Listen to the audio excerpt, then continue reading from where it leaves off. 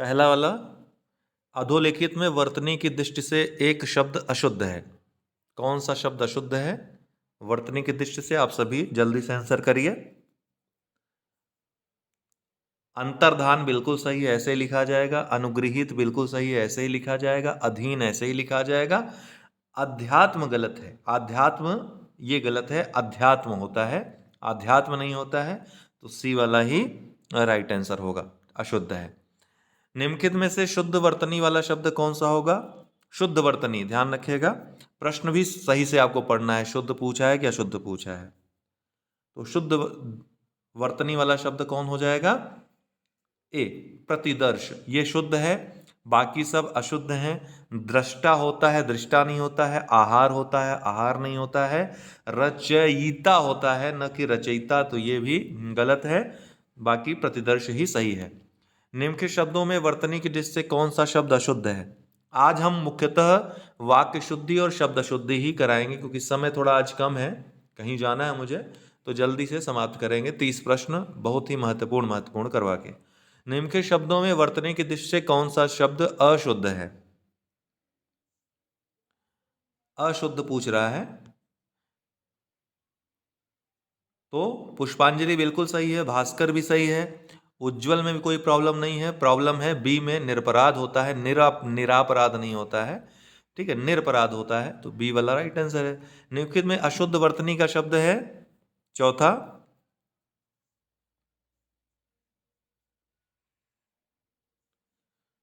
तो डी वाला right answer है, मिथिलेश कुमारी होगा, मिथिलेश नहीं, मिथिलेश, ठीक है, मिथिलेश कुमारी। बाकी उत्कर्ष, वांग्मय और वैमनस्य तीनों ही स्पेलिंग सही हैं।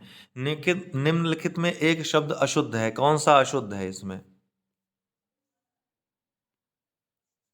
तो बी वाला अशुद्ध है, नौकरी होता है, नौकरी, ठीक। बाकी पौरुष सही है, दैहिक सही है, प्रौढ़ सही है, तीनों ही सही हैं।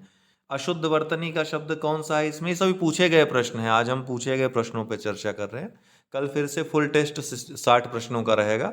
थोड़ा कल हम क्लिष्ट और मतलब जैसे जैसे टेस्ट के दिन बढ़ेंगे, प्रश्नों का जो डिजाइन है थोड़ा सा क्लिष्ट होता जाएगा, कठिन होता जाएगा। हिंदी में बहुत ज़्यादा कठिन स्तर तक नहीं जा सकते हैं, खासकर वाकाबोली में, लेकिन अपनी तरफ से जो आप लोगों को कठिन लग सकते हैं या जहाँ परेशानी हो सकती है, वो हम जरूर उस पर ध्यान देंगे। इनमें से अशुद्ध वर्तनी का शब्द कौन सा है?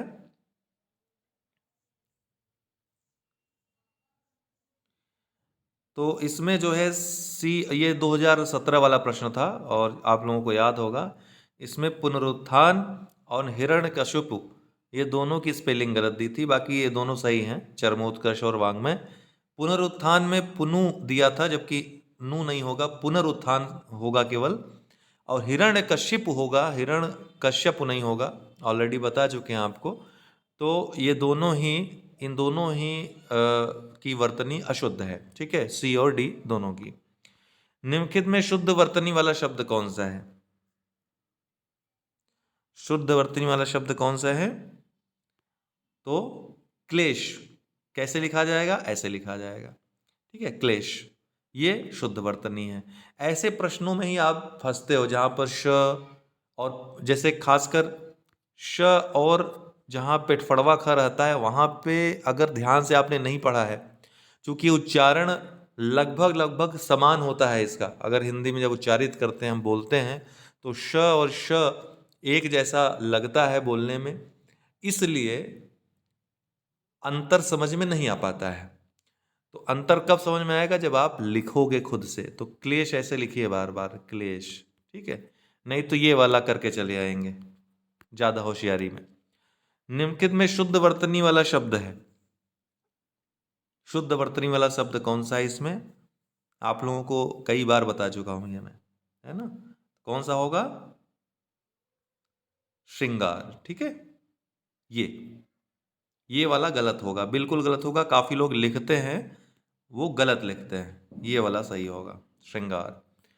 निम्नलिखित में शुद्ध वर्तनी वाला शब्द कौन सा है? वो कंप्लीट वाला वीडियो देख लीजिएगा, उसमें हमने लिख लिख के बताया आपको सारी चीजें जो क्लिष्ट हैं। निम्नलिखित में शुद्ध वर्तनी वाला शब्द है तो उज्जवल, ठीक है। निम्नलिखित शब्दों में किसकी वर्तनी शुद्ध है?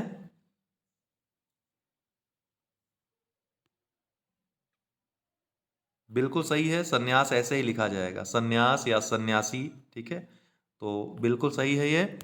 प्रत्युपकार, ये प्रत्युपकार होगा, गलत लिखा है इसलिए। कैलाश ये वाला होगा, ये गलत है। दुर्वस्था होती है, दुरावस्था नहीं, तो ये भी गलत है। संन्यास ही सही है। ठीक है, इसका शुद्ध करेंगे तो दुर्वस्था हो जाएगा, सी वाला जो है। ठीक है, तो निम्न में से अशुद्ध वर्तनी वाला शब्द है 11वां। अशुद्ध वर्तनी वाला शब्द है, अशुद्ध वर्तनी पूछा है, तो डी वाला अशुद्ध वर्तनी है। उपर्युक्त होता है, क्या होता है? उपर्युक्त। उपरोक्त गलत है, बाकी तात्कालिक भी सही है, उद्घोष भी सही है, एकता भी सही है। तो उपरयुक्त होता है, उपरोक्त नहीं होता है। अक्सर आप ये गलतियां कर देते हैं। अधोलिखित में शुद्ध वर्तनी वाला शब्द कौन सा है? शुद्ध वर्तनी वाला अभी ऊपर हमने एक कराया था इससे संबंधित, तो आप लोग इजीली इसको कर लेना चाहिए। बिल्कुल सही है, रचयिता। वहां पर कैसे लिखा था? रचयिता, है ना, ऐसा लिखा था, तो ये गलत हो जाएगा। रचयिता ऐसे लिखा जाएगा, तो ए वाला राइट आंसर है। अनुग्रहित नहीं होता, अनुग्रहित होता है। और सृष्टा नहीं, सृष्टा ऐसे नहीं लिखा जाएगा, सृष्टा होगा। ठीक है, सृष्टा। और आहार नहीं होगा, आहार होगा। क्या होगा? आहार। निम्नलिखित में से शुद्ध शब्द है 13वां, शुद्ध शब्द कौन सा है? तो इसमें बी जिन्होंने सही किया वो सही है, कुमुदिनी। क्या होता है? कुमुदिनी। ठीक है, किस शब्द की वर्तनी शुद्ध है? किस शब्द की वर्तनी शुद्ध है? अत्यधिक ये शुद्ध है, बाकी सब अधीन होगा, अधीन नहीं होगा। मिष्ठान, अब बताइए यहां पर क्या होना चाहिए? मिष्ठान के स्थान पे यहां पर क्या गलत है? तो मिश, इसको इस तरीके से लिखेंगे, मिश टान, न कि ठान। तो ट नहीं होगा, यहां ठ नहीं होगा, ट होगा। ठीक है, मिष्टान। तो सी वाला, सॉरी, शुद्ध जो होगा वो होगा अत्यधिक। और व्यावहारिक होता है ये बी वाला, क्या होगा? व्यावहारिक होगा। निम्न में शुद्ध वर्तनी वाला शब्द है, शुद्ध वर्तनी इसमें से किसका है? तो ए वाला शुद्ध है, ए वाला शुद्ध है। कवयित्री होता है, अभी ऊपर आपने देखा। प्रामाणिक होता है, प्रमाणिक नहीं होता है। वयमनस्यता नहीं होता है, वयमनस्य होता है। तो ये जो है, ठीक है, तो जो ए जिन्होंने आंसर दिया वो सही है। वर्तनी की दृष्टि से शुद्ध शब्द इनमें से कौन सा शुद्ध है?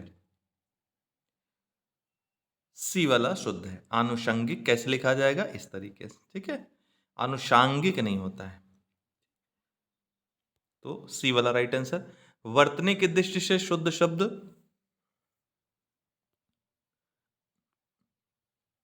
सी। ठीक है, परीक्षा।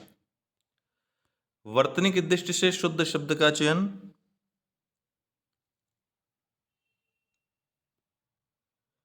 अनुगृहित।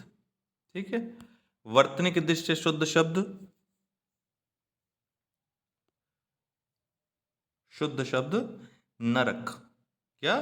नरक, ये शुद्ध है। ठीक, नरक अशुद्ध होता है, जिसका अक्सर प्रयोग आम बोलचाल की भाषा में आप सब करते हैं। क्या होगा? नरक। नरक ही शुद्ध शब्द है। वर्तनी की दृष्टि से शुद्ध का चयन करिए। टिप्पणी। ठीक है, ड़ होता है लास्ट में, टिप्पणी। वर्तनी की दृष्टि से शुद्ध शब्द का चयन करिए, शुद्ध वर्तनी वाला शब्द का चयन करिए। 21।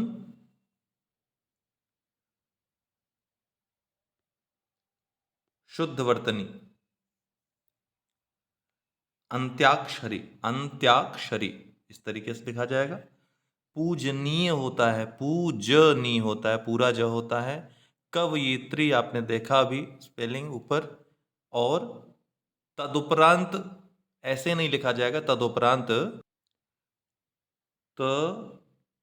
तदुपरांत ऐसे लिखा जाएगा, ठीक है। तदुपरांत होता है, तदोपरांत नहीं होता है। तो अशुद्ध वर्तनी वाला शब्द है, इसमें अशुद्ध वर्तनी आपको देखना है।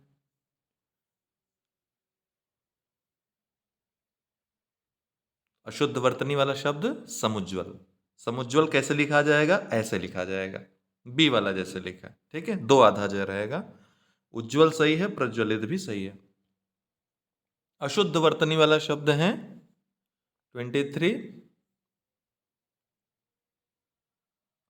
अशुद्ध वर्तनी वाला शब्द है, देखिए निश्चय से निश्चेष्ट बना है, निश्चय से निश्चेष्ट बना है।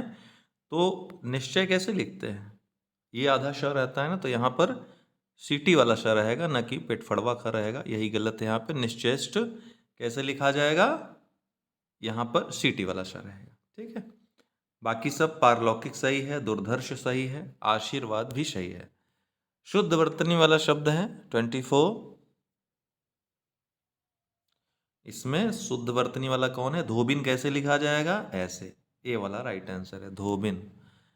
शुद्ध वर्तनी वाला शब्द है 25। भगीरथी नहीं होता है, भागीरथी होता है, ठीक है। तो क्या होगा? बी वाला राइट आंसर होगा, भागीरथी। निम्नलिखित वाक्यों में शुद्ध वाक्य है, पहला वाला निम्नलिखित वाक्यों में शुद्ध वाक्य है। अच्छे से पढ़ लें, वाक्य में थोड़ा सा समय लगाएंगे आप, ओके। अच्छे से पढ़ेंगे।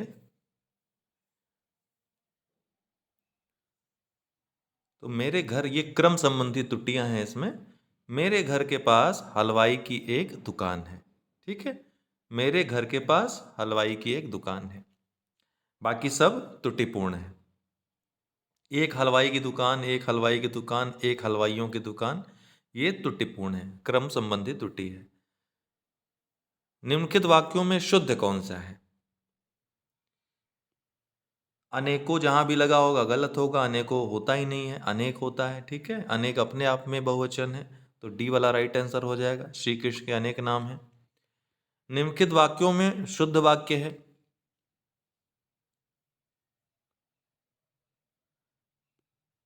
शुद्ध वाक्य है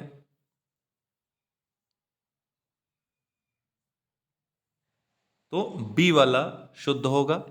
देखो, संबोधन, फूलों पर, फूलों के ऊपर नहीं, फूलों पर भौरे गुंजार करते हैं, ठीक है। तो भौरे गुंजार कर रहे हैं, बी वाला राइट आंसर होगा।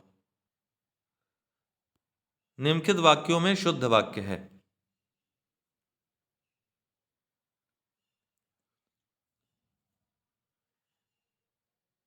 देखिए इसमें जो है आयोग ने ए और सी दोनों को ही शुद्ध मान लिया था, ठीक है।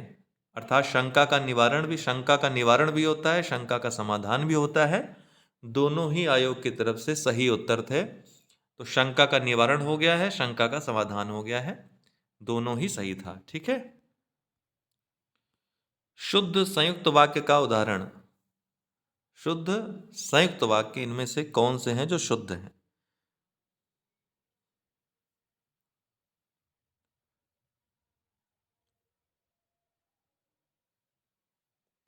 तो इसका सी वाला राइट आंसर होगा। मुझे परीक्षा देनी है और शब्द से दोनों वाक्यों को जोड़ा गया है, और मैं गोरखपुर जा रहा हूं। देखिए संयुक्त वाक्य की परिभाषा अगर आपको मालूम रहेगी, वाक्यों में जितने भी प्रकार हैं वाक्यों के, उनकी परिभाषा मालूम रहेगी तो ही आप इस तरह के प्रश्नों का उत्तर दे पाओगे। संयुक्त वाक्य दरअसल होता क्या, उसकी रीढ़ क्या है, उसकी परिभाषा क्या है? अर्थात ऐसे वाक्य जिनमें एक से अधिक उपवाक्य शामिल हों और वे सभी उपवाक्य स्वतंत्र रूप से अपनी अपनी महत्वता रखते हो, मतलब डिपेंड ना हो किसी दूसरे वाक्य पर, और उनका बराबर महत्व होना चाहिए।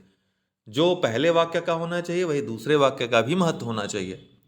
और दो महत्व वाले शब्दों को हम अक्सर और जैसे जो अव्ययी शब्द हैं संयुक्त करते हैं, जोड़ते हैं ऐसे शब्दों से।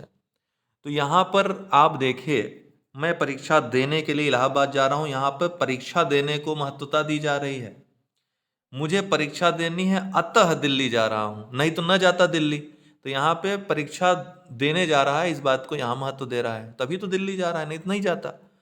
मुझे परीक्षा देनी है और मैं गोरखपुर जा रहा हूँ। अब देखिए, मुझे परीक्षा देनी है, ये एक अलग स्वतंत्रता रखता है अपनी, और मैं गोरखपुर जा रहा हूँ। गोरखपुर जाना ये वाक्य इस वाक्य से स्वतंत्र है। तो ये जो है संयुक्त वाक्य शुद्ध संयुक्त वाक्य होगा। ठीक वैसे ही डी वाला भी गलत है। मैं वाराणसी जा रहा हूं क्योंकि मुझे परीक्षा देनी है, क्योंकि मुझे परीक्षा देनी है इसलिए मैं वाराणसी जा रहा हूं। स्वतंत्र नहीं है। तो संयुक्त वाक्य एक दूसरे से स्वतंत्र रहेंगे। दोनों को जोड़ने के लिए किसी अव्ययी शब्द का, जैसे और जैसे शब्दों का प्रयोग किया जाएगा। दोनों को अगर विलग कर दिया जाए तो दोनों का अपना अपना अलग अलग अर्थ, स्वतंत्र अर्थ निकलना चाहिए। ठीक है, ये न लगे कि हाँ डिपेंड है किसी पर। तो ये वाला सी वाला राइट आंसर होगा। आज के लिए इतना ही करते हैं, थोड़ा समय कम दिया। कल 60 प्रश्नों का फिर से प्रैक्टिस करवाएंगे। बहुत बहुत धन्यवाद।